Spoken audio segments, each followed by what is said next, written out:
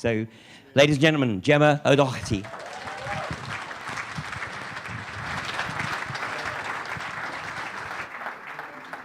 Thank you so much, everybody. I hope you can hear me okay. I think you can.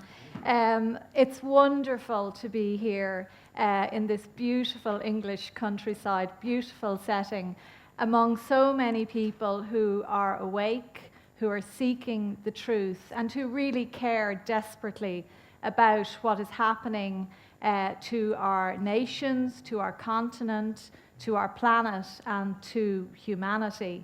And I really want to thank Ian for the service that he is doing. I don't think he appreciates the value of his work in terms of bringing us all together, because I know everybody in this room is, I suppose, as concerned as we all are in terms of finding solutions to deal with the terrible crisis that we find ourselves in at the moment. And it is a very difficult road that we are on when we see the desecration of our planet and humanity all before us. We see how the health of our people has been so dramatically affected by what is going on. We see how our environments are being targeted, how nature and wildlife is being affected, how the lungs of our countries, our trees, are being cut down at an appalling rate at the moment to accommodate 5G, and in Ireland at the moment the desecration of our countryside leaves so much to be desired. It is absolutely terrifying. Our rivers, our lakes, our seas are under attack. Our culture, our faith, our heritage and our history, all under attack. And I know some of you are probably still absorbing what Deborah spoke about last night, and what a chilling talk that was. I'd say many of you had a restless night's sleep after listening to her brilliant, so well documented speech. And I know it was breathtaking and depressing in equal measure. But I do want to say, from my perspective, that I feel that there is huge hope, and I have certainly not lost hope, especially for our great continent of Europe, where we see sweeping changes across continental Europe, obviously here in the UK, and I know that my country will not be found wanting either. We are known as sort of Paddy Last, I suppose, and our history would show that we have been found wanting on some occasions in the course of the last 100 years. But I know that the Irish, along with the rest of Europe, are in the process of wakening up. And we are determined as a people that we are going to save our country, which is in a state of shocking decline. So I hope that I will leave you maybe feeling that there is hope. We see it all around us. We see it in Italy. We see it in Spain. We see it in very, very liberal countries like Holland and in Scandinavia. The people of Europe are saying, we're not having it anymore. We're not accepting this. So I do feel very, very optimistic in that regard. And I wouldn't continue the work that I am doing unless I felt that there was great hope. And that the people of this world are going to start wakening up. They are wakening up, and they are going to take on the elite that is trying to crush our world.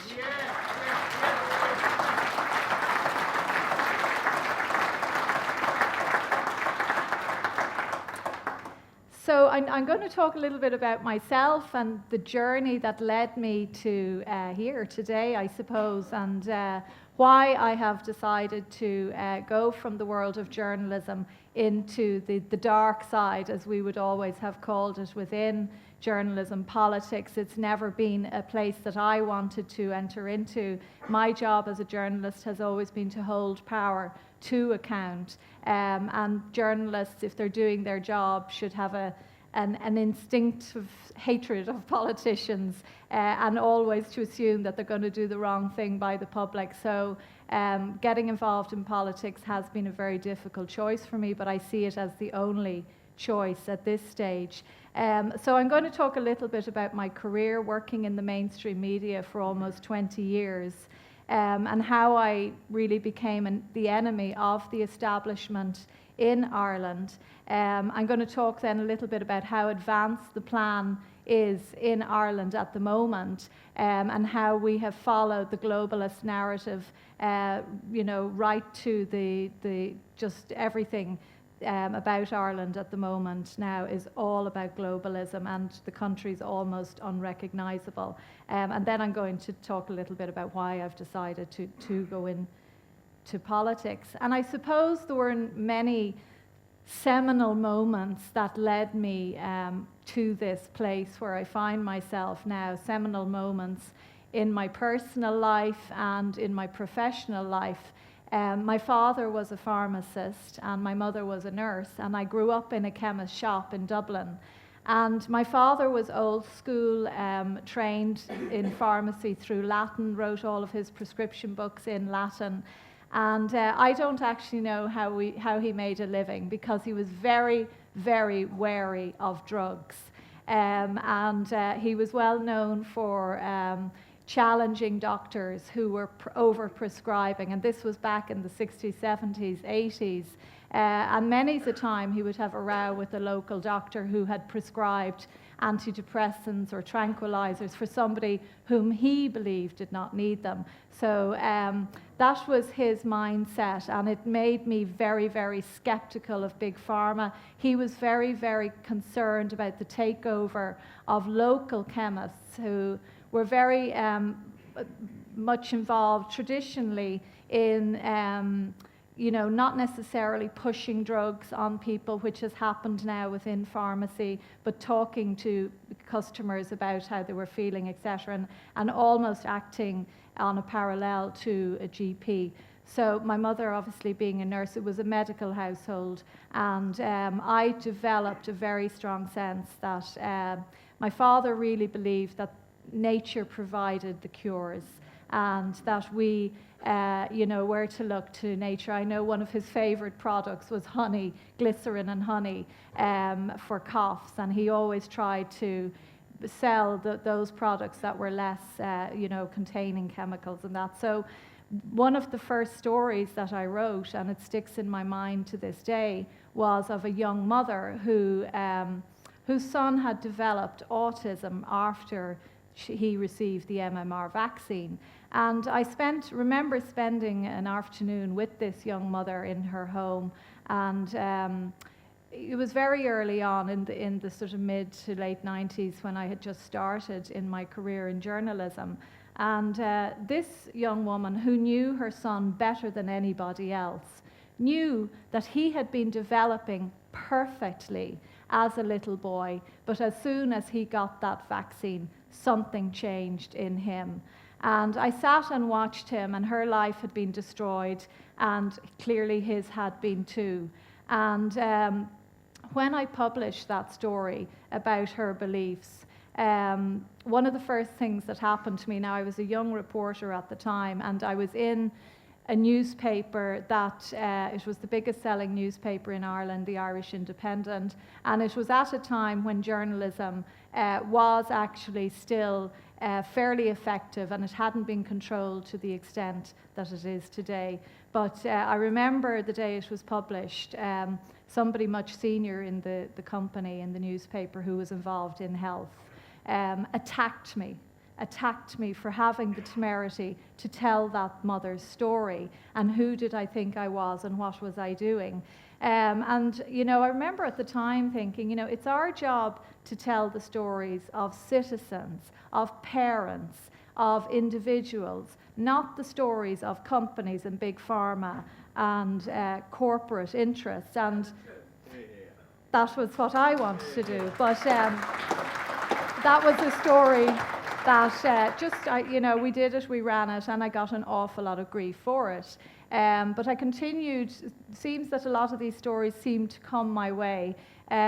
Some years later, then I was approached by a dentist who was speaking out about water fluoridation. And in Ireland, we are actually the only country in Western Europe where we mandatorily fluoridate the entire water, public water supply by law. So even local councils who decide, and some of them do, who say we don't want fluoride in our water, forget it, it's not an option. We are mass medicated as a people, and I do believe it's partly to do with the fact, it's partly the reason why we have shown ourselves to be incredibly submissive over the course of the last 10 years since the crash.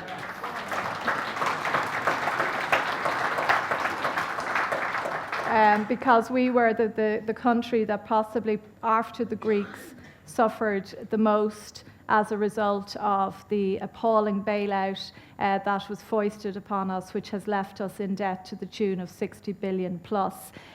So we have shown ourselves to be too tolerant, and I do think that water fluoridation is definitely causing that, along with many other factors. So this dentist that approached me was very, very concerned, and he was taking on the establishment and the dental lobby. So I started to look into this and wrote a large expose about how Ireland was fairly unique in Europe. And I think Hong Kong and Singapore are the only two other countries where it is mandatorily implemented through the law. So as a result of that, I won Campaigning Journalist of the Year.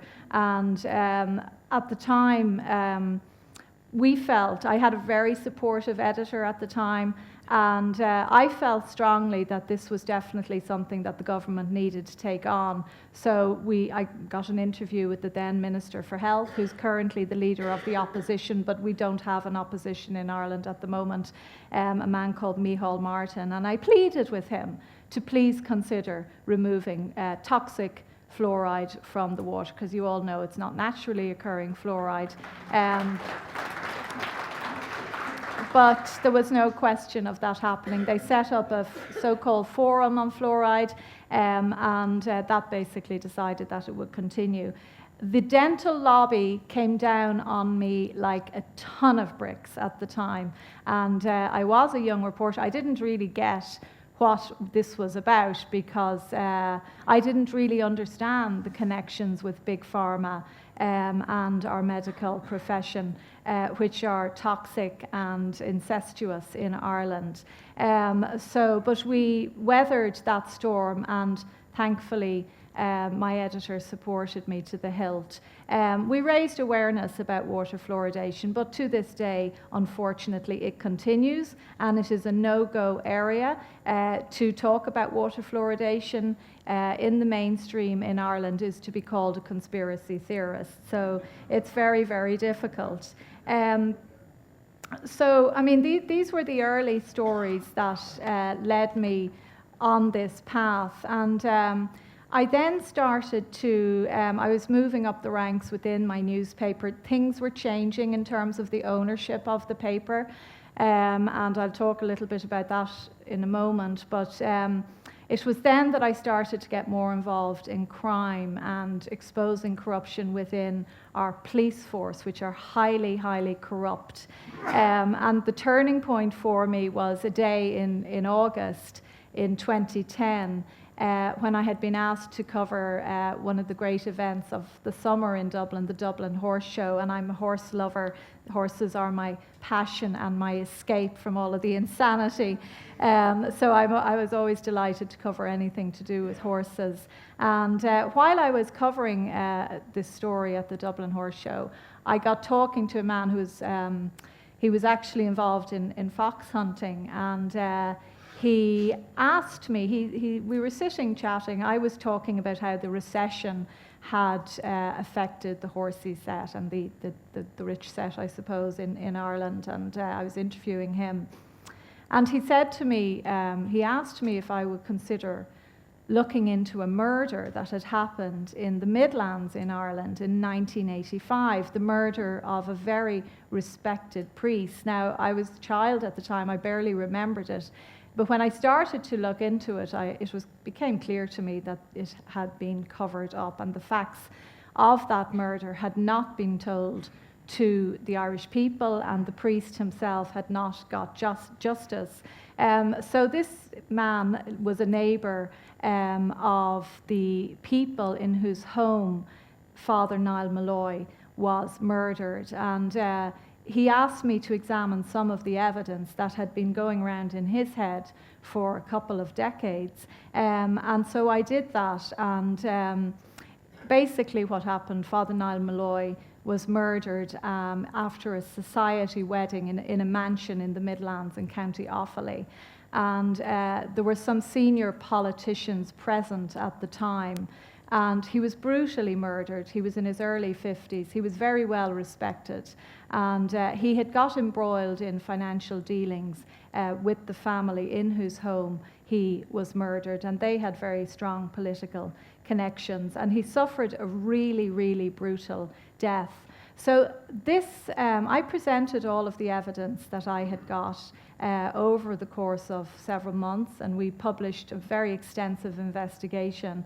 And it was then I got to realize the depths of corruption within our own police force, because as I presented all of the evidence to them, that the police at the time had not interviewed most of the people who were present at the wedding, at the murder, and how the court case had been completely quashed. A corrupt judge, one of the most corrupt judges in Ireland, had basically directed the jury to acquit the defendant.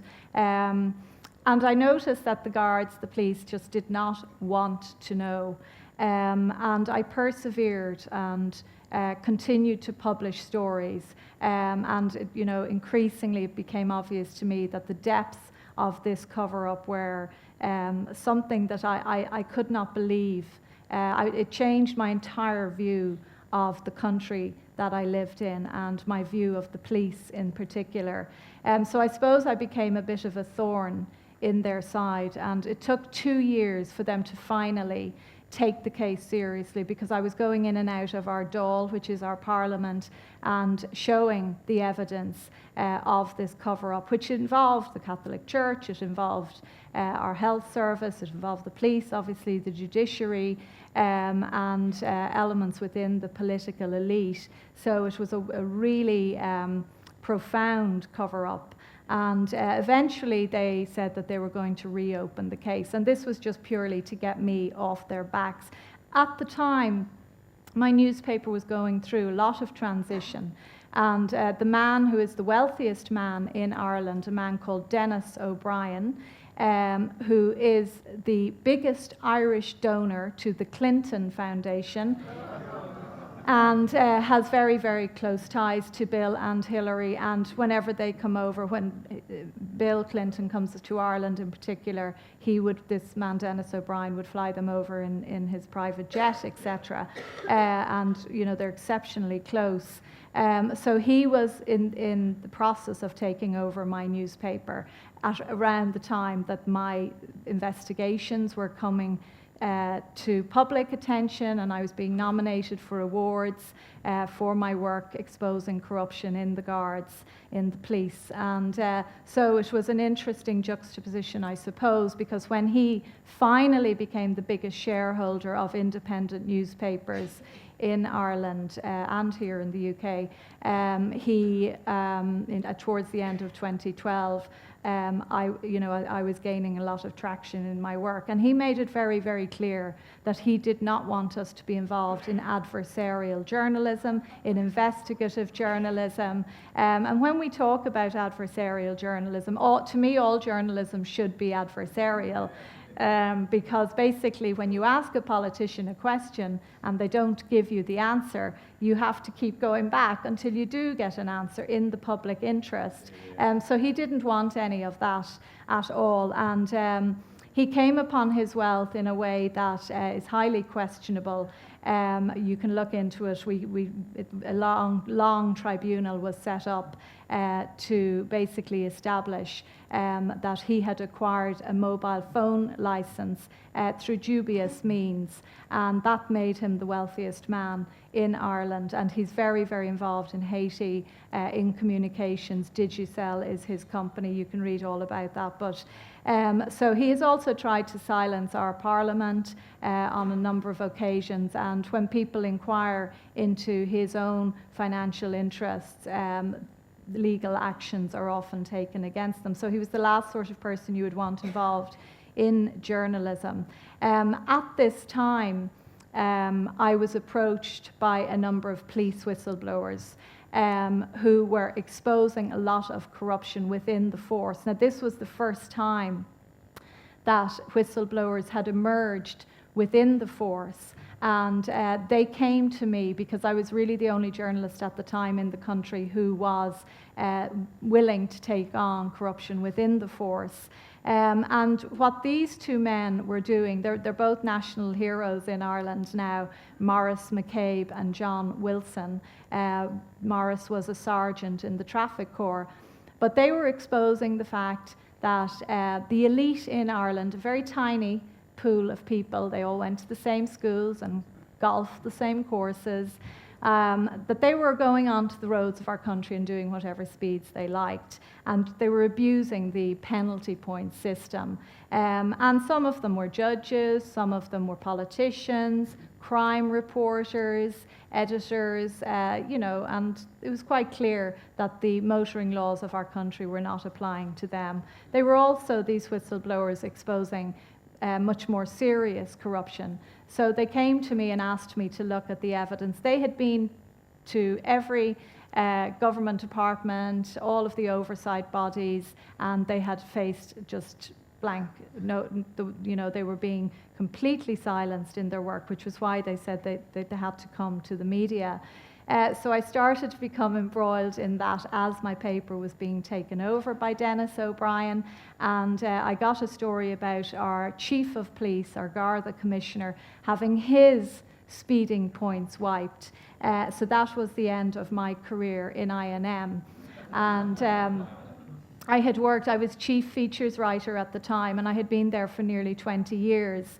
So I got this story about how this police commissioner had to resign in disgrace not long after I exposed the fact that he too was corrupting the course of justice and abusing our motoring laws.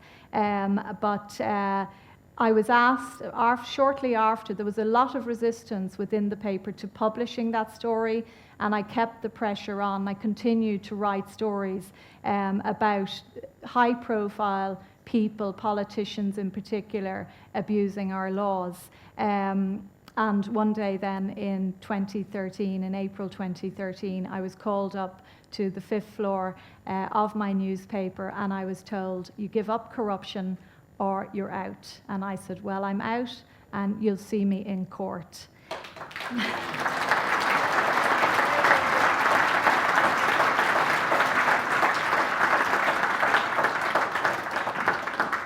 So they did see me in court, and I took 3 legal actions against the company, and I was successful. And as a result of that, I have been able to continue my work today because I sued for defamation, and the courts of Ireland, it's very, our courts are corrupt to the core. I could not find a legal firm in the Republic who were willing to take on Dennis O'Brien, so I had to go to another jurisdiction, to Northern Ireland, to find a solicitor who was willing to take my case. But we were very, very successful, and I got a large apology from them, which, as I say, has helped me now to continue my work. I'm not beholden to anyone, and I'm able to do my journalism without anyone telling me what to say or having to look over my shoulder, and that has been incredibly liberating. So for me, I look back on that terrible day now as one of the best days of my life,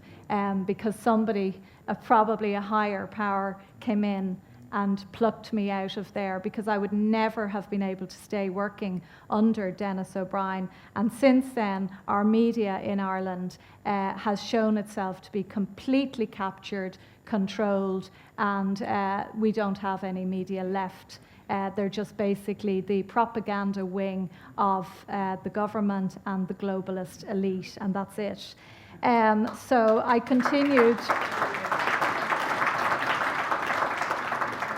I then became more interested in a lot of people at this stage were approaching me about murders that had been covered up in the state. And at this stage, you know, I had a desk with files upon files. One case that I took up, which is very dear to my heart, is that of a little girl called Mary Boyle, a 6-year-old child who is our longest and youngest missing person. And she was murdered in Donegal in the northwest of Ireland, a very, very remote part of the country.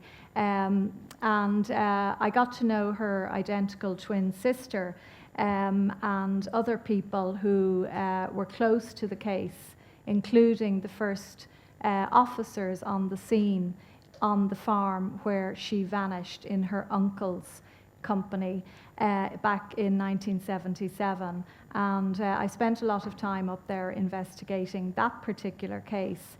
And the police that I was dealing with, who were retired, heading into their 80s, were adamant that there had been political interference in the murder very, very early on.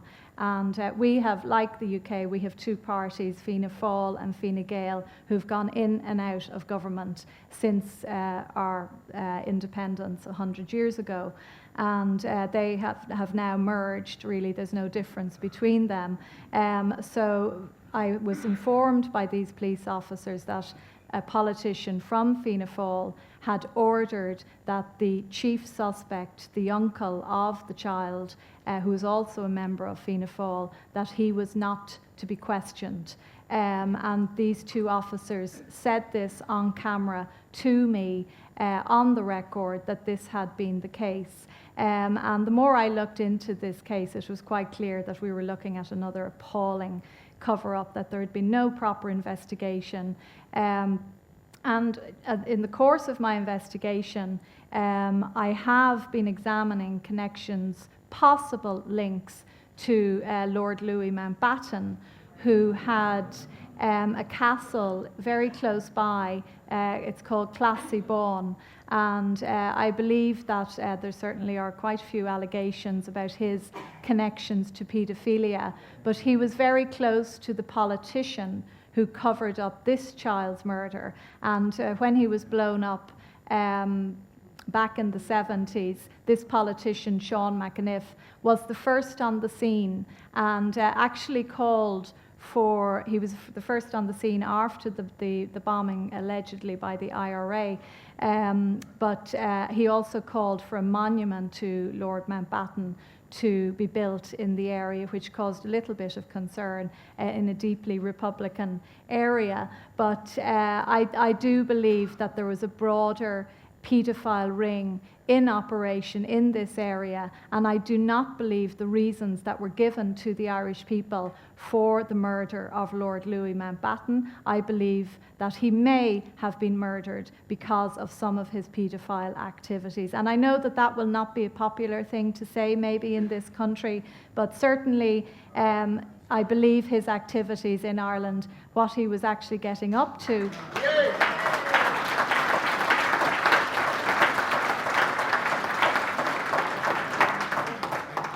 What he was getting up to in Ireland, and some of the connections that he had with certain Irish people. I think, you know, the truth will come out about that at some point. So I made a documentary on YouTube and put it on YouTube about Mary Boyle in 2016, the summer of 2016, and that has nearly had 1 million views on YouTube now. It's called Mary Boyle, The Untold Story, so you can watch it. It's obviously free. And that's when I really started to be shunned by the establishment. And they tried to twist things, and they tried to get the police that I had spoken to say that they hadn't said what they had said, even though they had said it on camera, that on instruction from this politician, that the investigation was to go away and the chief suspect was to be left alone. So the Irish people have not been told the full truth about that particular case, and this little child who was born in Birmingham. She was born in Birmingham. She's still dumped somewhere, I believe somewhere in Donegal, and her twin sister has not been given justice, and obviously she has been denied justice as well. It was around this time that I started to become more involved and interested in the Madeleine McCann case. And as a junior reporter, when she originally went missing, I had actually been sent over to Leicestershire in the immediate aftermath of her disappearance. And I was a fairly young reporter at the time, and I covered, the story. Everyone was in shock, obviously, but I noticed one of the things that I remember distinctly about that time was how the local press had a very different sort of a take on what had happened. And this was all off the record. In the evening, we reporters would sit and chat, and I was quite shocked at some of the things they were saying to me. And I couldn't really believe what they were saying to me, but that obviously planted another seed there. And I obviously didn't go back to the case. I wrote the story for my paper about how this terrible tragedy had fallen upon the McCanns, and it appeared to be a disappearance, and how the whole world was utterly devastated and shocked by this. But it was only years later that I would come to look at the case much more clearly and see how the British establishment have covered up that child's disappearance, as the Irish establishment have covered up Mary Boyle's. And after I had done the Mary Boyle documentary, I started to look very closely at the Madeleine McCann case and examine the wealth of information that is on YouTube about her disappearance, and it is obviously completely at odds with the mainstream narrative. But one of the things that struck me about that case was the story of an Irish family who had been in Praia de Luz in the same period and the time that Madeleine went missing. And that family had seen things that evening that disturbed them greatly, and this was on the evening that Madeleine disappeared. And they were walking home from dinner. There was a large group of them, and they saw a man heading towards the ocean with a child over his shoulder. And they described the man and they described the child to police in the immediate aftermath of that sighting. And it was their belief that they were fairly certain that the person they saw was Gerry McCann. And they were fairly certain that the child they saw was Madeleine McCann. And they described the child as being fairly pale and definitely asleep. But also, one or two of them believed that she may have actually been more than asleep. And I don't want to go into any more detail in that. But I was struck by this because it seemed their story seemed to sort of disappear. And the BBC had done a panorama in the 10 years, for the 10-year anniversary. When I watched that panorama, only fairly recently, I noticed that the BBC stated that this family, the Smiths they were called, from Ireland, had withdrawn their statements. They had withdrawn that they had actually seen a man that to them looked like Gerry McCann.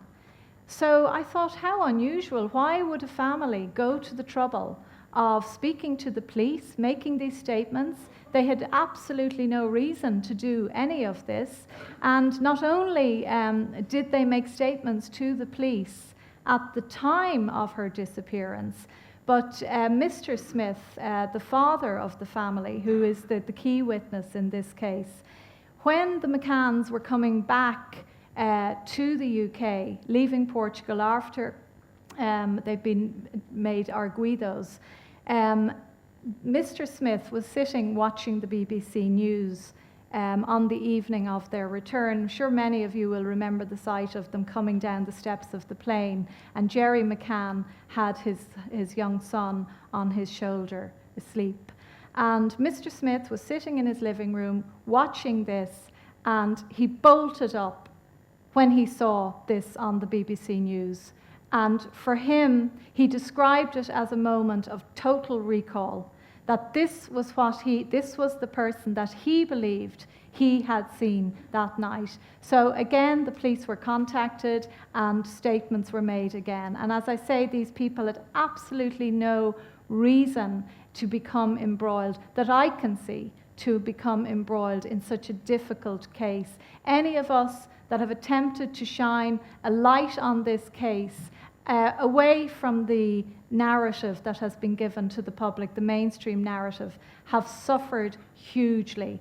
To take on an alternative narrative in this case, or even to examine the facts that have been given, is to make yourself basically, I've done many cases in which I have felt threatened, but none so much probably as the Madeleine McCann case. So I decided it was important to talk to this family.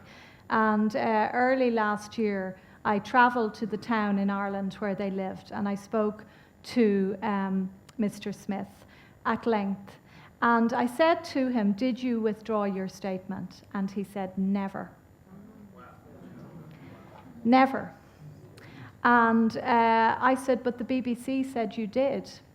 And he said to me, "We contacted the BBC after Panorama, and we told them that we had not withdrawn our statements. And to this day, I stand over what I saw that night." But they didn't correct the record. They didn't correct the record. What they said to us was that if you pursue this, you'll have reporters knocking on your door, annoying you, so you're better off to let it lie. That is what I was told by Mr. Smith that the BBC said to them. So I then proceeded to contact the BBC, Panorama, and they did not want to know. It was very difficult to get in touch with them. I sent them a series of questions as to why it was they made such a basic error that a first-year journalism student could not have made.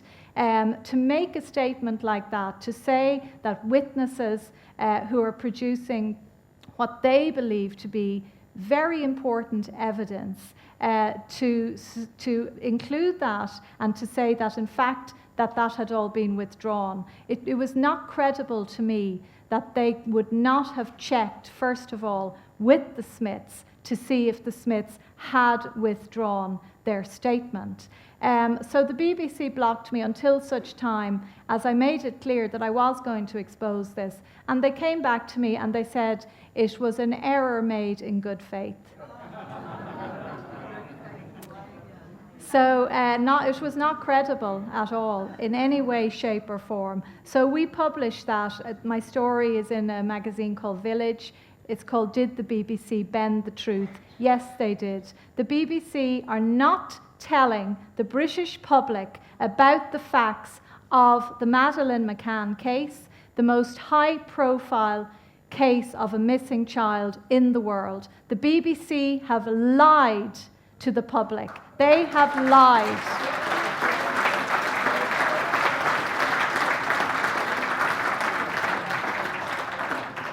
And they continue to lie. They continue to lie. I don't need to tell you that.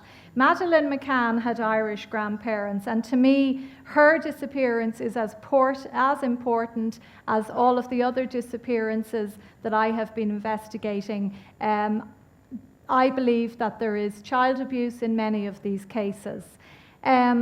And I suppose it was a case of child sexual abuse that really opened my eyes to what is happening in Ireland in particular, but across the world. And I started last year to investigate the case of a very respectable private school in Dublin called Terenure College. It's run by the Carmelite Order, and it's very much a rugby school of the elite, where many of the elite have gone to through the years.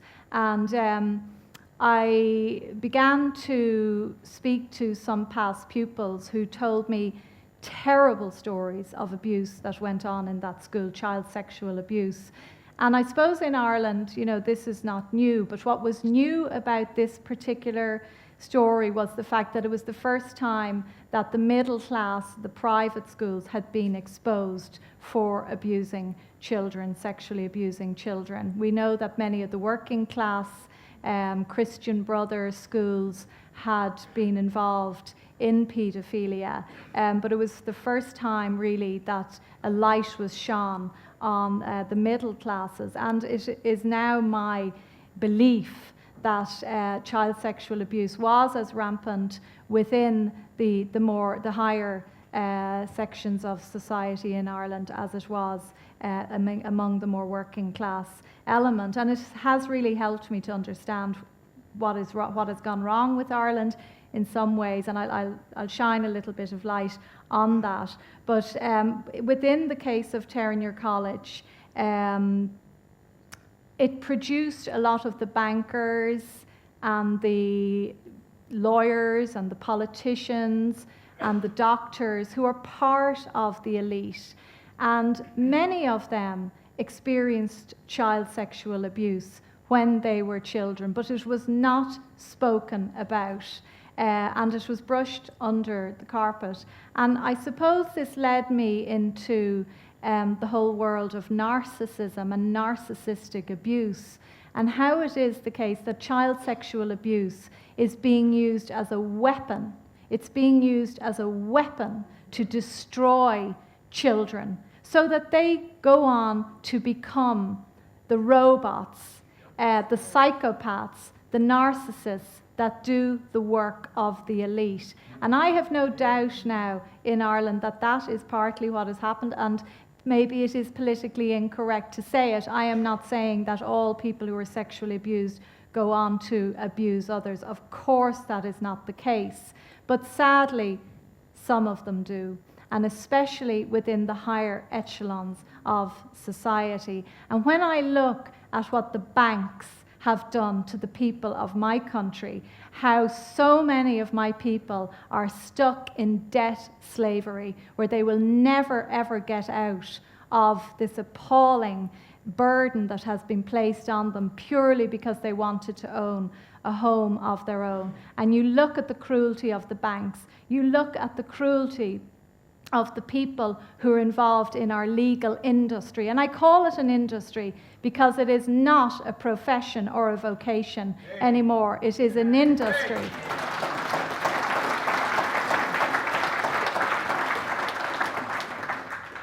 The media is an industry. The medical profession is now an industry. But what I have learned from looking at the impact of child sexual abuse on people who I've worked with and other people who I know who have been sexually abused, I see how this has been used. And I didn't understand it really up until recently, when I started to look at, you know, certain people who had gone to this school, who were very, very you know, socially up at the higher levels of the social classes, had never dealt with their abuse and went on to cause mayhem in our economy, in the courts, in the banks, in medicine. And it's very, very, you know, it's something that I talk about quite a lot now, because it really has helped me to understand.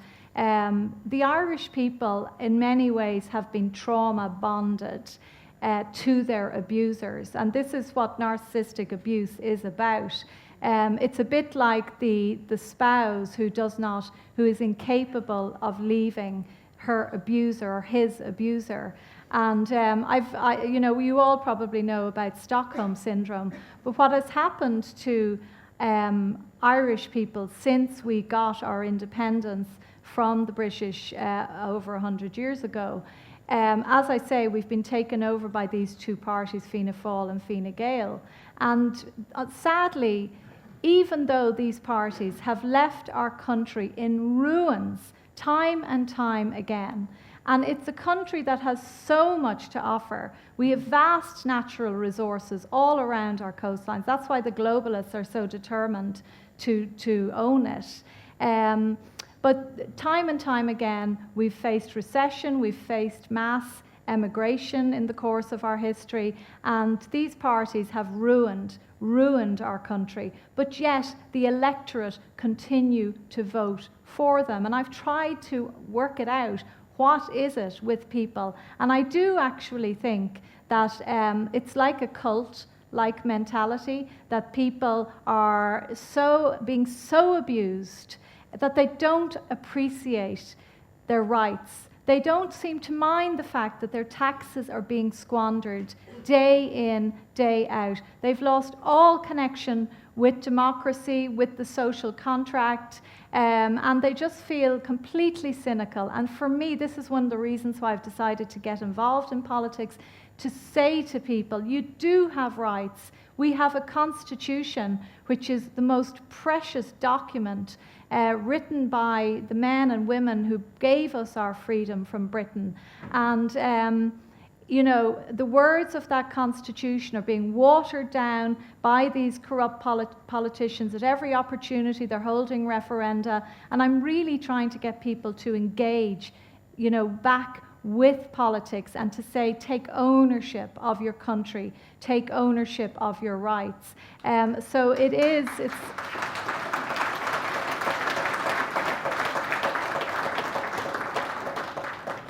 That is really what I'm doing at the moment.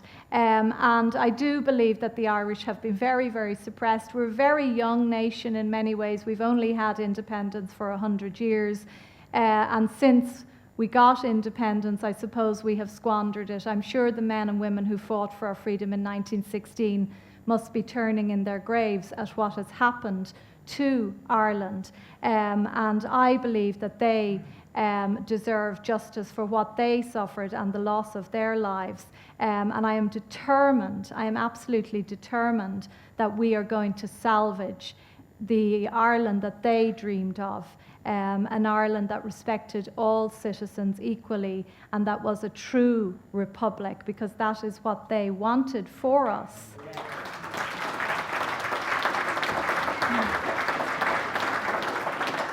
But I will talk a little bit now about the Ireland of today, the Ireland of 2019, which is conforming to the global narrative just in technicolor. It is terrifying. We are on the health and environment front. Mandatory vaccinations are being discussed by our Minister for Health, even though we have a constitution that guarantees our bodily integrity, but they call that a spanner in the works. Our constitution is a spanner in the works, and they're currently looking at ways to introduce mandatory vaccinations. We have hundreds, if not thousands, of children who have been injured by the HPV vaccine. These children and their families have been called emotional terrorists by our government. Emotional terrorists. I've spent time with many of them. Some of them have ended up in wheelchairs. The LGBT agenda is in full force in Ireland at the moment, to the point that many people are now considering home schooling.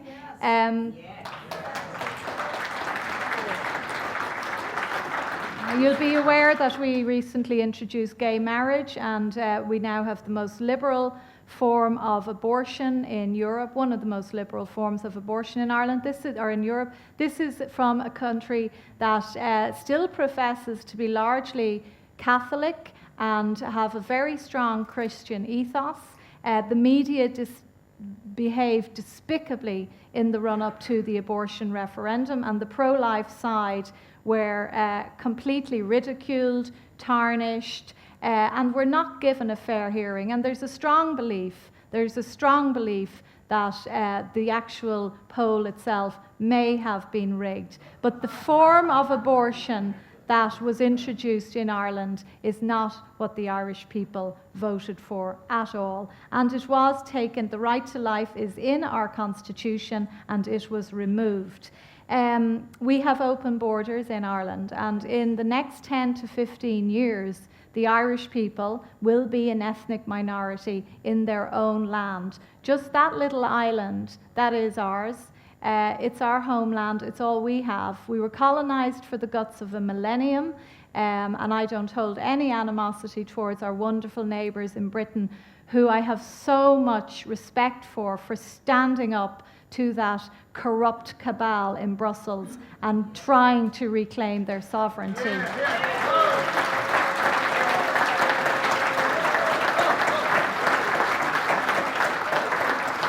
And the idea that Ireland is being used as the reason for them not to leave is just bizarre. I know many Irish people now have had enough of Brussels as well, and they see their sovereignty, our country's sovereignty, being watered down at every opportunity. But it is the case that we are becoming an ethnic minority.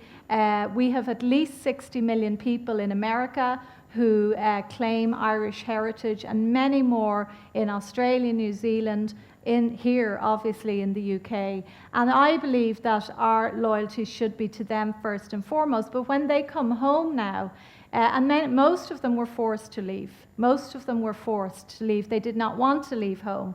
But they see the borders are open, and that migrants are coming in from the third world. They are being housed. All of the benefits are being given to them. This is a reality, and it's not their fault. It's not their fault. Why would they not come? Of course, but we know that the likes of George Soros and all of the other globalist cabal are involved in pushing this, because they want to cause so much friction that eventually it ends up in blood on the streets. And I do see it going that way in Ireland. At the moment, we have 10,000 people homeless.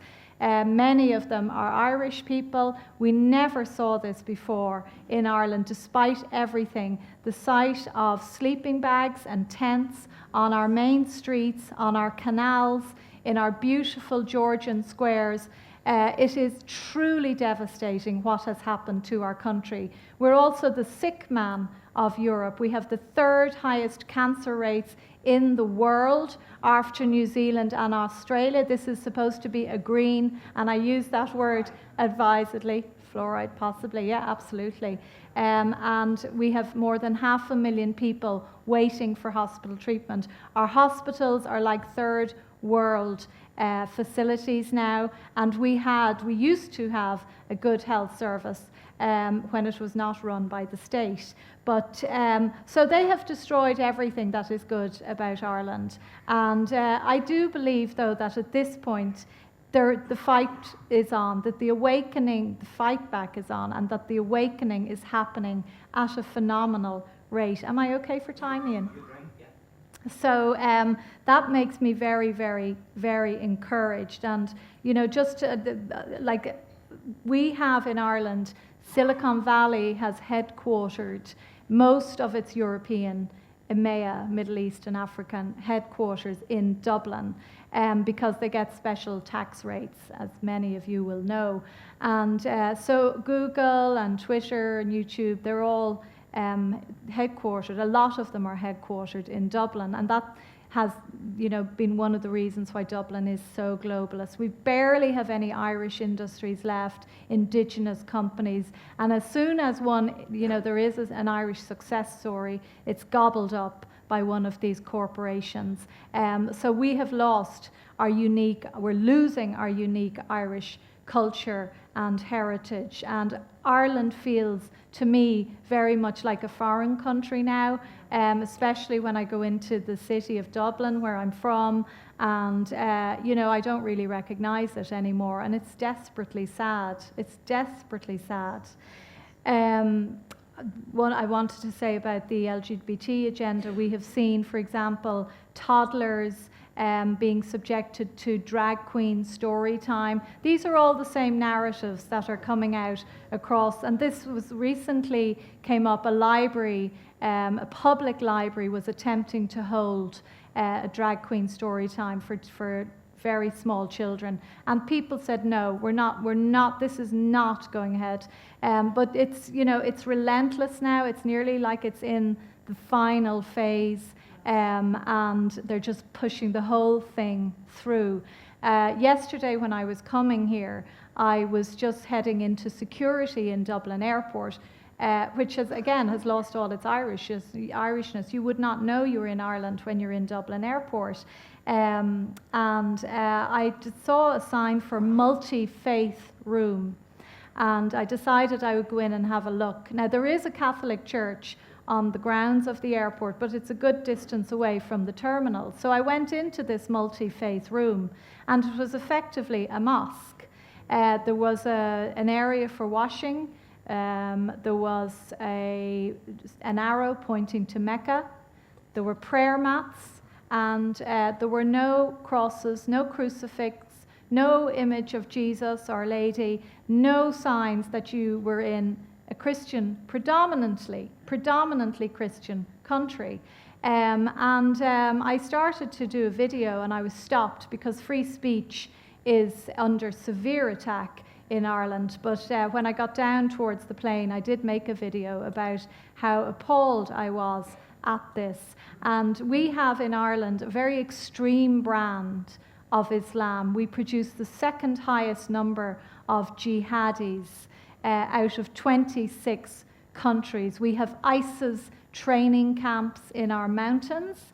Hard to believe, but true. We've had our own ISIS bride. She worked in our defense forces. She was Irish.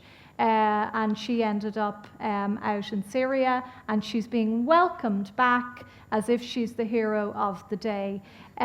This is all gaslighting. It's all, you know, the Irish people are, what?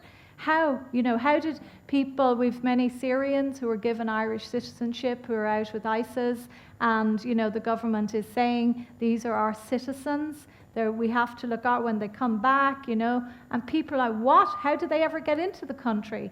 Well, we have a highly corrupt police force that doesn't police. And I think that what has happened is that a lot of the more extreme brands of Islam, and I don't want to go into who is behind all of this because I don't know, but I think many have come from the UK over to Ireland because we are such a soft touch in Ireland. I think what is happening on the continent in terms of the destruction of many Catholic churches, in particular in France, we know that I think 3 churches a day are being burnt, are being attacked, are being defaced. And I think this is certainly in the southern countries of Europe, and in Catholic Ireland, and I'm saying that with total respect to the many people who are not Christian and who are atheist, but I think our heritage is tied up with our Catholicism in many ways, and we do see that this is a serious affront to us, and it's bringing people back to their heritage and to the faith, and I think that is a good thing, because I believe that Europe was founded on those great Christian values of free will, truth, justice. That is the foundation stone of our continent, and the beauty of this philosophy, and that's what it is, a philosophy, is that it does give people the freedom to think and to work things out in their own heads. And I think people are in Ireland starting to maybe go back and realise what they are losing, and are they willing to lose it.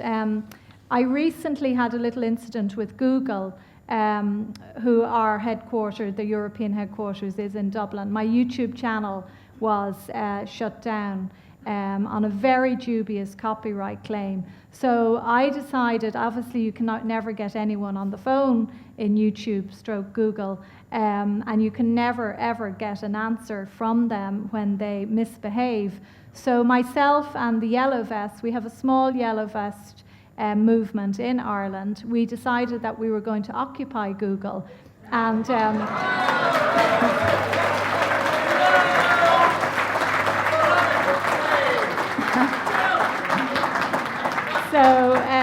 went in and I went up to security and I said, my channel has been shut down and I'm not leaving here until it is restored. So they cleared out, they've huge offices all over Dublin. It's absolutely terrifying. And they basically cleared out the place and they sort of closed us in. And I said, until such time as management came down to explain, because we do have very clear laws that protect free speech in Ireland, and they've no right to be coming into our country and paying barely any taxes and behaving in the way that they are, abusing people's privacy all around the world and in Europe in particular, out of Dublin. So we were determined to make a point, and we stayed there until 2 o'clock in the morning when my channel was restored.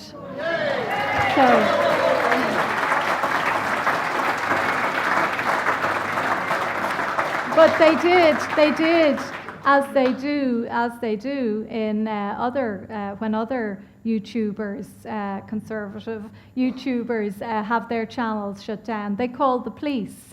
They wouldn't deal with me directly.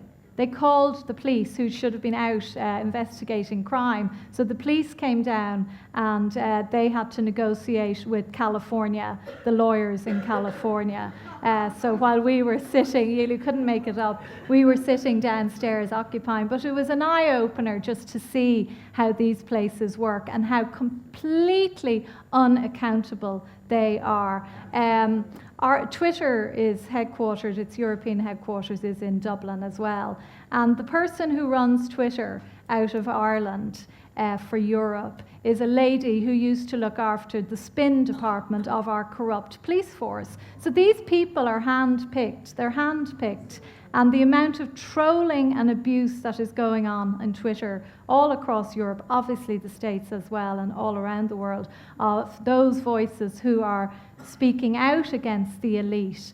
It's absolutely outrageous and scandalous, and they will do nothing about it. They have shown themselves to be so utterly on side with the liberal agenda. So this all leads me to the reasons why I've decided, I suppose, to run for the European elections coming up on May the 24th. So, thank you. We had a presidential election last year, and some of the candidates that were putting themselves forward, they were mainly Dragon's Den celebrities, and I decided that I would put myself forward because I was so annoyed at what was happening to the country. And you had to get a nomination through the local authorities first, through the local council. So I was completely shunned by them. But I did feel there was quite a lot of public support.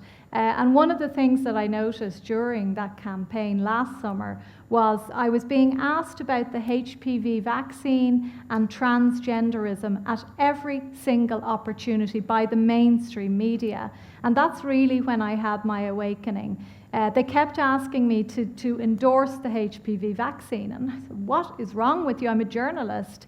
It's my job to question vaccine safety. I'm never going to say something is safe, because when we say that, we actually undermine its safety. By asking over and over again, is something safe, you actually make it safer. But they wanted me to say that they're all safe, these vaccines are all safe. So I could not understand why this was the main narrative that I wanted to talk about corruption in the police and in politics and housing and open borders, but these were the only subjects up for discussion. So I knew then something was profoundly wrong. So as I say, I failed to get a nomination, but I set up a new organisation in February. It's called Anti-Corruption Ireland. And I have 20 core pillars, which range from everything from basically probity in public office, and that politicians who abuse citizens' rights and their taxes will have to be held accountable, will have to go to jail, will have their pensions removed. And until such time as we have an effective police force that's willing to do that. In Ireland, I believe the problems can be fixed. I know Deborah and others would say I'm naive in thinking this, but I do believe we're still a relatively small country, small population. Most of us know each other. We're a very tight community in many ways. And by clearing out the filth that is at the top of all of the powerful institutions in Ireland, I think that will be one step. But I also want to do things like banning George Soros, banning the HPV vaccine, ending water fluoridation, protecting rural Ireland. They're trying to destroy rural Ireland, as Deborah explained last night. It's all about corralling people into these smart cities. They're putting wind turbines up all over our beautiful countryside on the phony claim that they're saving the environment. Bus corridors everywhere, trees being cut down. In my district alone, by the coast where I live, we're losing 1,000 trees. 1,000 trees. Many of them have been there long before I was born. Perfectly healthy, beautiful trees being cut down all around our beautiful island at the moment. It is beyond scandalous. And obviously promoting free speech and making people feel that, you know, free speech is so fundamental, so important. The right to be able to offend and the right to defend people who want to have their views heard. And that does not mean in any way tolerating racism or any other ideologies like that, but it is about making sure people remember the importance of freedom of expression, freedom of speech, freedom of religion, and so on. So I am running. The elections are on May the 24th, and it's going to be an uphill battle. I've no doubt about that. I'm being completely sidelined by the mainstream media, and if I'm not being sidelined, I'm being defamed. I recently, in the last few days, I started a bus campaign on Dublin Bus, and where I have put my campaign logo on the buses, and cost quite a bit of money to do that. And the union, the corrupt union, basically asked drivers not to drive my buses. The drivers did not go with the union.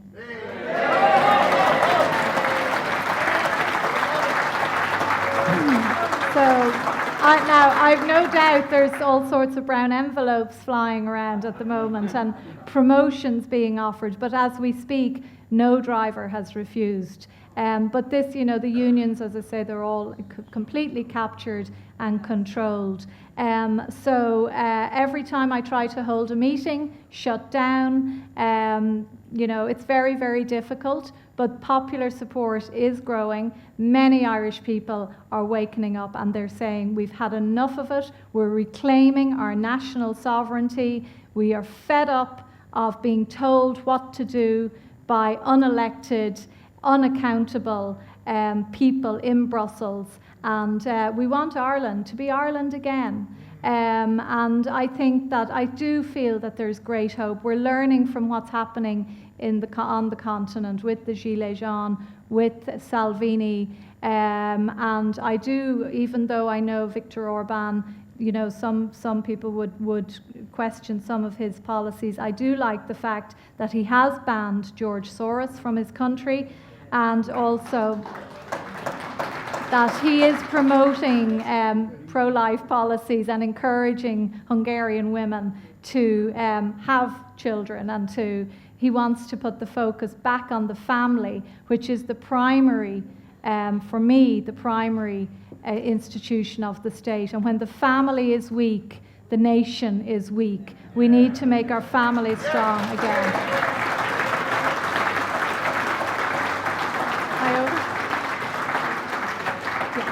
So I think I'll finish up. That is this is my leaflet that we're distributing around Dublin at the moment, and it has the 20 core pillars of anti-corruption Ireland on it.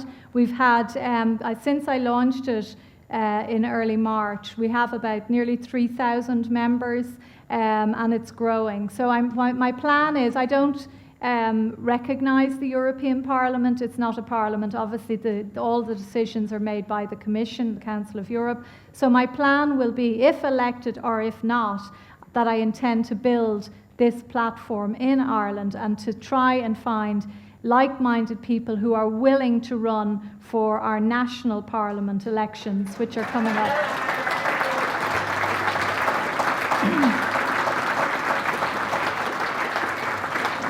So that is my plan, and I'm going to devote as long as I have left to doing that and to do what Ian is doing, which is to try and waken people up to what is happening and to let them see that they do have rights and that they should stand up for those rights. So on that note, thank you so much for your warm welcome.